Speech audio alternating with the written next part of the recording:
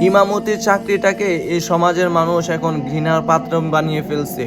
কারণ ইমাম হলো বাদশাহ। এই বাদশার কথায় যদি সকলে চলতো তাহলে সমাজের মধ্যে অসংখ্য শান্তি আসতো। কিন্তু না, এখন সমাজে যারা নিকৃষ্ট মানুষ আছে তারাও গিয়ে ইমাম সাহেবকে গালাগালি ইউজ করে। কিন্তু ইমাম সাহেবকে কি গালাগালি করা এটা কি কোনো মানুষের শোভা পায়?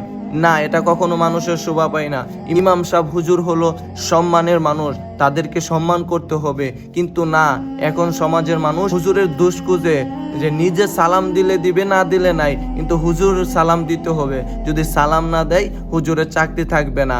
যদি মসজিদের মধ্যে একটু কড়া আলোচনা করে হুজুরের চাকরি থাকবে না। সুদের ব্যাপারে যদি একটু বেশি কথা বলে হুজুরের চাকরি থাকবে না। কেন?